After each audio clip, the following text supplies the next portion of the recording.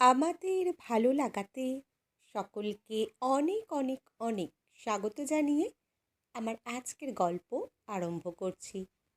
আজকের গল্প মাতৃত্ব। গল্পটি তাহলে শুরু করি। মৃণালিনীর বিয়ে ঠিক হয়েছে এলাকার বিখ্যাত পরিবার ঘোষালদের বাড়িতে। মৃণালিনীর বাবা সামান্য প্রাইমারি স্কুলের শিক্ষক। কোনো রকমে মেয়েকে মানুষ করেছে। বিষয় সম্পত্তি, জমানো টাকা পয়সা বলতে ওদের কিছুই নেই। ঘোষালগিন্নি মৃণালিনীর রূপে মুগ্ধ হয়ে তার ছোট ছেলের সাথে সম্বন্ধ করেছে। ঘোষালদের দুটোই ছেলে। বড় ছেলে গোবিন্দর বউ সন্তান জন্ম দিয়ে মারা গেছে, এখন তার 40-এর উপর বয়স। ছোট ছেলে অনন্ত বখাটে, দেখতে শুনতে বেশ ভালো। ঘোষালগিন্নির ধারণা, সুন্দর দেখে বউ নিয়ে এলে ছেলের হয়তো সংসারে মন বসবে। তত্ত্বে মৃণালিনীর জন্য ঢেলে গয়না, শাড়ি ও নানা রকম উপকরণ পাঠিয়েছে। মৃণালিনী যখন শ্বশুরবাড়ি আসবে, কোনো মতেই যেন ঘোষাল বাড়ির সম্মান ক্ষুণ্ণ না হয়। লাল বেনারসি গা ভর্তি গয়নায় মৃণালিনীকে যেন মা দুর্গার মতো লাগছিল। হঠাৎই সবাই শঙ্খধ্বনি উলুধ্বনি দিয়ে সরগরম করে তুলল। বর এসেছে। মৃণালিনীর মা, পিসিমা, মামিমা সবাই বরণডালা, মিষ্টির রেকাবি নিয়ে বরের গাড়ির সামনে উপস্থিত হলো। একে একে পাত্রর খুড়তুতো ভাই, ভগ্নিপতি সবাই নামল, কিন্তু বরের দেখা নেই। নানা রকম প্রশ্নের পর জানা গেল পাত্র মাঝ রাস্তায় গাড়ি থামিয়ে নেমে গেছে। এই বিয়ে সে করবে না। বর আসেনি, তাহলে কোনে কি লগ্নভ্রষ্টা হবে? খবর পেয়ে ঘোষালগিন্নি মৃণালিনীর বাড়িতে এসে হাজির, কিন্তু কোনো কুল কিনারা তিনি পাচ্ছিলেন না। এমন সময় বরপক্ষের কেউ কেউ বলে উঠল, বড় ছেলে গোবিন্দর সাথে মৃণালিনীর বিয়ে হোক, তাহলে মেয়েটা অন্তত লগ্নভ্রষ্টা হবে না। কিন্তু ঘোষালগিন্নি রে রে করে উঠলেন, গোবিন্দ মৃণালিনীর থেকে বয়সে অনেক বড়, তার উপর সে এক সন্তানের বাবা, এমন বিয়ে কি করে সম্ভব? কিন্তু মৃণালিনীর গরিব বাবা মা এই প্রস্তাবেই রাজি। অন্তত মেয়েটা লগ্নভ্রষ্ট হওয়ার হাত থেকে বাঁচুক, আর সারা জীবন মেয়েটা সুখে স্বাচ্ছন্দ্যে কাটাতে পারবে। গোবিন্দকে মৃণালিনী বিয়ের সময় দেখল, প্রায় একজন প্রৌঢ় বয়সী একটা লোক। গায়ের রং যথেষ্ট কালো, মাথায় স্বল্প চুল। মৃণালিনীর দু চোখ জলে ভরে উঠল, তবু বাবা মায়ের কথা চিন্তা করে নিজেকে সামলে নিল। ফুলশয্যার রাতে মৃণালিনী খাটে বসে আছে। সমস্ত নিমন্ত্রিতদের যেতে যেতে প্রায় মাঝরাত হয়ে গেল। গোবিন্দ ঘরে ঢুকে দরজাটা বন্ধ করে দিল। গোবিন্দ ঘরে ঢুকতেই মৃণালিনী জড়সড় হয়ে বসল। প্রথম কথাই গোবিন্দর, আমি তোমাকে ঠকাতে চাইনি মৃণালিনী, সবটাই ঘটনার শিকার। আমার একটা ছেলে আছে, তুমি জানো? মৃণালিনী সম্মতিসূচক মাথা নাড়ল। কাল সকালে ওকে তোমার কাছে নিয়ে আসব। মা মরা ছেলে, সেভাবে ওকে দেখে রাখার কেউ নেই, একটু বেয়ারা টাইপ হয়ে গেছে। টুকটাক কিছু কথা বলার পর গোবিন্দ মৃণালিনীকে বলল, তুমি নিশ্চিন্তে শুয়ে পড়ো, আমি সোফায় শুচ্ছি।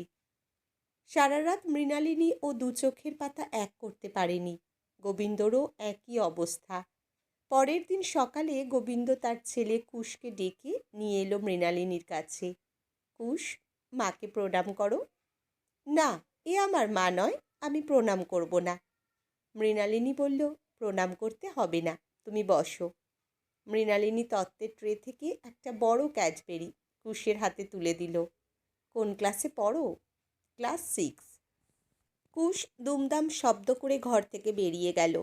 গোবিন্দ কুশের আচরণে খুব অস্বস্তি বোধ করতে লাগলো। আপনি অস্বস্তি বোধ করবেন না, কুশ ছেলে মানুষ। মৃণালিনীকে বিয়ে করবার জন্য গোবিন্দ সবসময় অপরাধ বোধে ভোগে। ব্যবসার কাজকর্ম সেরে বাড়ি ফিরতে গোবিন্দর প্রায় রাত 9টা বেজে যায়। কুশ বলতে গেলে যেন ছাড়া গরু, বাড়িতে কারোর কথাই শোনে না। মৃণালিনীর কুশের জন্য মায়া হলো। এইভাবে যদি ও সারাটা দিন কাটায়, তাহলে তো ওর ভবিষ্যৎ গোবিন্দর ছোট ভাইয়ের মতো ছন্ন ছাড়া হবে। মৃণালিনী মনে মনে ঠিক করে নিল, কাল থেকে শক্ত হাতে কুশকে সামলাতে হবে। সকালে ঘুম থেকে উঠে মৃণালিনী কুশের চিৎকার চেঁচামেচি শুনতে পেল। স্কুল না যাওয়ার বাহানা। দুজন কাজের লোক হিমশিম খাচ্ছে। ঘোষালগিন্নি কুশের ব্যাপারে কখনোই মাথা ঘামায় না। কুশ নিজের নাতি না, গোবিন্দ নিজের ছেলে নয়, আগের পক্ষের ছেলে গোবিন্দ। অজিত ঘোষাল বড় ছেলে গোবিন্দ অন্তপ্রাণ, ছোট ছেলে অনন্ত উচ্ছৃঙ্খল বেয়ারা। সারাদিন নেশা আর বন্ধুদের সাথে আড্ডা মেরে কাটায়। মৃণালিনী নিজের হাতে জলখাবার বানিয়ে কুশকে খাবার টেবিলে আসার জন্য ডাকল। মৃণালিনীর ডাকের মধ্যে এমন এক ব্যক্তিত্ব ছিল, কুশ ঠিক অবজ্ঞা করবার ইচ্ছা থাকলেও করতে পারল না। চুপচাপ এসে বসল, সবটা খেয়েও নিল। মৃণালিনী খুব আত্মবিশ্বাসের সাথে কতগুলো কথা কুশের উদ্দেশ্যে বলল। একটা দিন 24 ঘন্টা, অনেকটা সময়। সারাটা দিন কেউ যেমন খেলে টিভি দেখে কাটাবে না, তেমনি শুধুই পড়াশোনা করেও কেউ কাটাবে না। অল্প অল্প করে সব কিছু করতে হবে। আজ থেকে সন্ধ্যাবেলায় তুমি আমার কাছে পড়তে বসবে। কুশ অবাক হয়ে মৃণালিনীর মুখের দিকে তাকালো। কুশ স্কুল থেকে এসে লক্ষ্মী ছেলের মতো খাওয়া দাওয়া সেরে নিজের ঘরে গিয়ে শুয়ে পড়ল। মৃণালিনী একটা বালিশ টেনে নিয়ে পাশে শুয়ে পড়ল। কখন খেলতে যাও? বিকেল 4টে। 4:30 যাবে। 4টের সময় হালকা রোদ থাকে। নানা কথায় মৃণালিনী কুশের পছন্দের খাবার, কি পছন্দ কি অপছন্দ জেনে নিল। নাও চোখ বন্ধ করো, একটু ঘুমিয়ে নাও। আমি ঘুমাই না। ঠিক আছে, ঘুমাতে হবে না, চোখ বন্ধ করে থাকো। মৃণালিনী কুশের মাথায় হাত বুলিয়ে দিতে লাগলো। বেশ কিছুক্ষণ পর মৃণালিনী বুঝতে পারল কুশ ঘুমিয়ে পড়েছে। ঘুমের মধ্যে কখন যেন কুশ মৃণালিনীর গায়ে পা তুলে দিয়ে হাত দিয়ে জড়িয়ে ধরেছে। মৃণালিনীর খুব কষ্ট হলো কুশের জন্য। মাহারা সন্তান, অবহেলায় বেয়ারা হয়ে উঠেছে। শাশুড়ি মা ছেলেটাকে একটু আগলে রাখতে পারতেন, নাই বা হলো নিজের নাতি। কুশের ঘুম ভাঙতে ভাঙতে প্রায় সন্ধ্যা হয়ে গেল। আজ আর কুশ খেলতে গেল না। সন্ধ্যার পর মৃণালিনী কুশকে বই খাতা নিয়ে বসতে বলল। অল্প অল্প করে সব বিষয়ই মৃণালিনী দেখল। যথেষ্ট বুদ্ধি আছে, কিন্তু অবহেলায় অনেক পিছিয়ে আছে। রাত্রিবেলা গোবিন্দ ঘরে এলো। মৃণালিনী যথেষ্ট অভিযোগের সুরে বলল, কুশ তো আপনার নিজের সন্তান, ওকে এত অবহেলা কি করে করতে পারেন? আমি সারাদিন। রাখুন আপনার ব্যস্ততার কথা। সন্তানকে ঠিক পথে চালনা করা আপনার দায়িত্ব। তুমি আমার ছেলের দায়িত্ব নেবে মৃণাল? শনিবার কুশের স্কুল ছুটি থাকে। সকালে মৃণালিনী কুশকে বলল, আজকে আমার সাথে এক জায়গায় যাবি? কোথায়? যাবি কি না বল। যাব, আমি তো কখনো কোথাও বেড়াতে যাই না। মৃণালিনী গোবিন্দকে সব বলতেই গোবিন্দ ব্যবস্থা করে দিল। নানা ধরনের মিষ্টি, ফল, কিছু নতুন জামা কাপড় কিনে নিল। মৃণালিনী বাপের বাড়ির সামনে গাড়ি থেকে নামল, সঙ্গে কুশকে নিয়ে। বাড়ির সবাই মৃণালিনীকে দেখে খুব খুশি। সঙ্গে আবার ছেলেও এসেছে। হ্যাঁ রে মিনু, জামাই আসলো না? মৃণালিনীর মা জিজ্ঞেস করল। না মা, তোমার জামাই ব্যবসার কাজে খুব ব্যস্ত, বলেছেন পরের বার আসবে। মৃণালিনী কুশকে বলল, যা হাত মুখ ধুয়ে আয়, ওই কুয়ো পাড়ে বালতিতে জল তোলা আছে। মিনুর মা সঙ্গে করে নতুন নাতিকে কুয়ো পাড়ে নিয়ে গেল। কুশ এর আগে কখনো কুয়ো দেখেনি। অবাক হয়ে কুয়ো দেখতে লাগলো। নতুন দিদা দুধ, চিড়া, আম, সন্দেশ মেখে কুশকে খাইয়ে দিল। এই নতুন অতিথি পেয়ে সবাই ভীষণ আনন্দিত। দুপুরবেলা নানা পদ দিয়ে কুশ নিজে হাতে খেলো। এই সময়টা মিনু বাড়ির পিছনের বাগানে গিয়ে দাঁড়িয়েছিল। বিয়ের আগে এই ফুল গাছগুলোই কত আপন ছিল। মেয়েদের বিয়ের পর বাপের বাড়ির কিছুই যেন আর নিজের থাকে না। হঠাৎ করে মিনুর আঁচলে একটা টান পড়ল। কিছু বলবি কুশ? কুশ মৃণালিনীর খুব কাছে এসে বলল, একটু নিচু হও, একটা কথা বলবো। কি কথা রে? আমি তোমাকে মা বলে ডাকবো? মৃণালিনী চোখের জল ধরে রাখতে পারল না। কুশকে বুকের মধ্যে জড়িয়ে ধরল। মৃণালিনী কুশকে নিয়ে সন্ধ্যা লাগার একটু আগেই বাড়ি পৌঁছে গেল। কুশ ভীষণ খুশি মনে সবাইকে গল্প করতে লাগলো।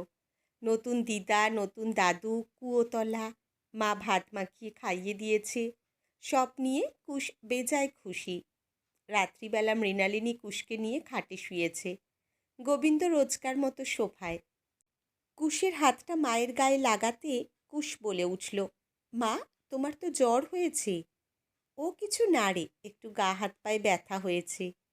গোবিন্দ সঙ্গে সঙ্গে উঠে এসে দেখল সত্যি মৃণালিনীর গায়ে বেশ জ্বর। কুশ বলে উঠল, বাবা, তুমি আজকে মায়ের কাছে শোও, আমি পুষ্প পিসির কাছে ঘুমাচ্ছি। রাতে মাকে ওষুধ খাওয়াতে হবে, আমি তো বুঝবো না। গোবিন্দ আস্তে করে ডেকে বলল, মৃণাল, তোমার কষ্ট হচ্ছে? না, সেরকম কিছু না। আমি ওষুধ দিচ্ছি, তুমি খাও, জ্বরটা কমবে। গোবিন্দ মৃণালের মাথায় হাত বুলিয়ে দিতে লাগল। মৃণালিনীর চোখ দুটো আরামে বন্ধ হয়ে এলো। মনে মনে ভাবছিল, ইনি মানুষ হিসেবে খুবই ভালো। মৃণাল কখন গোবিন্দকে জড়িয়ে ধরে ঘুমিয়ে পড়েছে বুঝতেও পারেনি। গোবিন্দ তার মৃণালের দিকে মুগ্ধ দৃষ্টিতে তাকিয়ে রইল। আস্তে আস্তে মৃণালিনীর সাথে গোবিন্দর সম্পর্ক অনেকটা স্বাভাবিক। মৃণালিনী বুদ্ধিমতী মেয়ে, ও বুঝতে পারে একজন যদি মানুষ হিসেবে ভালো হয় তার অন্যান্য খামতি মেনে নেওয়া যায়। আত্মীয় স্বজনরা কুশকে দেখে অবাক হয়ে যায়। সেই বাঁদর কুশ এরকম সভ্য ভদ্র হলো কি করে? স্কুলের ম্যাডামও জানিয়েছেন কুশের পড়াশোনা ও স্বভাবের দারুণ পরিবর্তন হয়েছে। দেখতে দেখতে বেশ কয়েকটা বছর কেটে গেছে। কুশ এখন বেশ বড়, পড়াশোনা তার ধ্যান জ্ঞান, মা ছাড়া তার এক মুহূর্তও চলে না। যথেষ্ট ভালো রেজাল্ট করে কুশ শহরের নামকরা কলেজে ফিজিক্স নিয়ে পড়াশোনা করছে। কুশ নিজেকে বেস্টটা দিতে পারার মতো তৈরি করছে। হঠাৎই স্ট্রোক হয়ে গোবিন্দ ইহলোক ত্যাগ করে। মৃণালিনী একা হাতেই ছেলের হায়ার স্টাডিজের ব্যাপারে সংসার, পারিবারিক ব্যবসা সবই সামলাচ্ছে। মৃণাল জানে ভেঙে পড়লে ছেলের অনেক বড় ক্ষতি হয়ে যাবে। কুশ বিদেশে পাড়ি দিল হায়ার স্টাডিজের জন্য। মা ছেলে দুজনেই মানসিক কষ্টে রয়েছে, কেউ কাউকে ছেড়ে থাকতে পারে না। কিন্তু মৃণাল কুশকে বারবার বুঝিয়েছে, যতই কষ্ট হোক নিজের লক্ষ্য থেকে কখনো সরে এসো না। 2 বছর পর কুশ দেশে এলো। মা ছেলে দুজনেই খুব আনন্দিত। মা, এবার তোমাকে আমার সাথে ও দেশে যেতে হবে। তা কি করে সম্ভব? এখানে বাড়ি, ব্যবসা সব কিছুর কি হবে? আমি ব্যবস্থা করেছি মা, একটি নামকরা সংস্থার হাতে দিয়ে দিচ্ছি। ওরা তোমার অংশ তোমাকে সময় মতো বুঝিয়ে দেবে। আর বাড়িটা এখন থাক, পরে ভাবা যাবে। তোমাকে রেখে আমি যাব না, এটাই আমার শেষ কথা। তুমি তোমার সব কিছু রেডি করো। ও দেশের বাড়িটা তোমার খুব ভালো লাগবে। বাড়ির সামনে মস্ত বড় বাগান, তারপরেই বিশাল চওড়া রাস্তা। একটু দূরে তাকালে বড় বড় গাছের ফাঁকে পাহাড় দেখতে পাবে। তোমার পছন্দ হবে বুঝেই আমি বাড়িটা নিয়েছি। আনন্দে মৃণালের 2 চোখ ভরে গেল। মৃণাল মনে মনে ভাবল, ঈশ্বর যে কার সঙ্গে কাকে জুড়ে দেন কেউ বুঝতে পারে না। কুশ যে ওর নিজের সন্তান নয়, এ কথা মনেও আসে না। আজ মৃণালের সবটা জুড়ে কুশ, তার একমাত্র ছেলে, তার একমাত্র অবলম্বন। আজকের গল্প এখানেই সমাপ্ত। কলমে সমাপ্তি দে, পাঠে জয়তী। ধন্যবাদ।